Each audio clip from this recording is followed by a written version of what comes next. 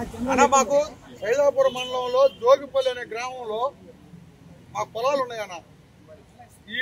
ఈ వైసీపీ ప్రభుత్వం వచ్చిన గత 2 సంవత్సరాల నుంచి మా పొలాల్లోకి ఈ వైసీపీ పెద్దలు చిన్న ఆయన చోటా నాయకుడు ఇక్కడ మాగుంట లేఅవుట్ లో ఉండే ఆయన బిరుదోలి శ్రీకాంత్ రెడ్డి బిరుదోలి శ్రీకాంత్ రెడ్డి అన్న ఆయన ఒక ఆయన కొడవలూరు ధనుంజయ రెడ్డి డిఆర్ హోటల్ యజమాని ఆయన సజ్జల రామకృష్ణారెడ్డి ఉన్నాడు కదా మన ప్రభుత్వ సలహాదారు మన వైసీపీ ప్రభుత్వంలో ఆయన సజ్జల భార్గవ్కి బెనామీగా నెల్లూరు జిల్లాలో వ్యవహరిస్తూ వీళ్ళందరికీ మించి ఒక ఆయన ఉన్నాడన్న మన పౌర సరఫరాల శాఖ మంత్రిగా కారుమూరు నాగేశ్వరరావు వాళ్ళ అల్లుడు ఉన్నాడు సందీప్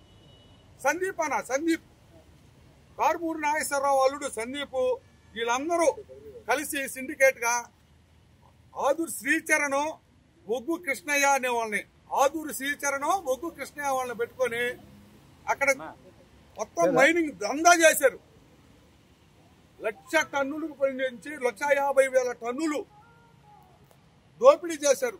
6,000 దాకా ఒక టన్ను అమ్మారు. మొత్తం 550 కోట్ల నుంచి 800 కోట్ల రూపాయలు ఈ సిండికేట్ లో నడిచింది.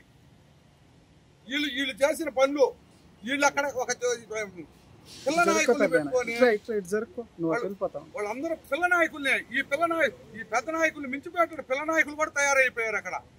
ఇదంతా కాదు మొత్తం మన నెల్లూరు జిల్లా 6,000 నుంచి 8,000 కోట్లు దోపిడీ జరిగింది. ఇది 6,000 నుంచి 8,000 కోట్లు దోపిడీ. ఎవరు? బిరుదోలి శ్రీకాంత్ రెడ్డి, డిఆర్ హోటల్ ధనుంజయ రెడ్డి, సజ్జల రామకృష్ణారెడ్డి వాళ్ళ కొడుకు సజ్జల భార్గవ్ వీళ్ళందరి సమక్షంలో కారుమూరు నాగేశ్వరరావు ఆయన ఎక్కడో ఈస్ట్ గోదావరిలో ఉంటాడు. ఆయన అల్లుడు సందీప్ నెల్లూరు మీద గద్దలాల వాలేరు. వీళ్ళందరూ మా సొంత పొలాల్ని తీసుకున్నారు. అయ్యా ఏందయ్యా అంటే మా మీద రౌడీ షీటర్ ఓపెన్ చేయమన్నాడు. ఆత్మకూరు డిఎస్పీ గారి దగ్గర మా పిల్లకాయల మీద కేసులు పెట్టారు. చేశారన్నా వీళ్ళందరూ కడుపు మంటనా అన్నా ఇచ్చారన్నా అన్నకి జగన్ అన్నకి ఇచ్చారు. నవరత్నాలకి 9 సీట్లు ఆయనకు ఒకటి ఇసుక దందా చేసిన దానికి ఒకటి, లిక్కర్ దందా చేసిన దానికి ఒకటి ఆయనకి ఇచ్చిన సీట్లు అయ్యి వీళ్ళు కానీ మళ్ళీ కానీ ప్రభుత్వంలో ఉంటే కిడ్నీలతో కూడా లాగేస్తారు. ఈవెన్ మేము మీడియా వాళ్ళని మీరేమనుకో మీ కూడా లాగేస్తారు. వాళ్ళు ఎవరే వదిలిపెట్టుండ్రు. దేవుడు మన అందరిని వద్దు. దేవుడు ఉండి ప్రభుత్వం మారి ఈరోజు మనం ప్రశాంతంగా ఉన్నాం. వీటన్నిటికి మించి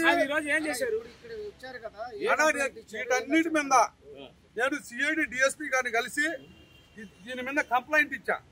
వీళ్ళందరి మీద కంప్లైంట్ ఇచ్చా. వాళ్ళు సార్ మీరు న్యాయం చేయండి, ఇంతకుముందు మాకు అన్యాయం జరిగింది, మీరు న్యాయం చేయాలి అని వాళ్ళు వేడుకున్నాం. ఏం చెప్పారు సార్ వాళ్ళు? మేము దాని మీద ఎంక్వైరీ చేస్తామండి, ఎంక్వైరీ చేసి మేము హెడ్ ఆఫీస్కి పంపించి మీకు అందరికి న్యాయం చేస్తాము, మీరేమి దిగులు పడద్దు, పోయినసారిలాగా ఉండదు, మేము ఉన్నాము అని చెప్పి హామీ ఇచ్చారు మన డిఎస్పీ గారు.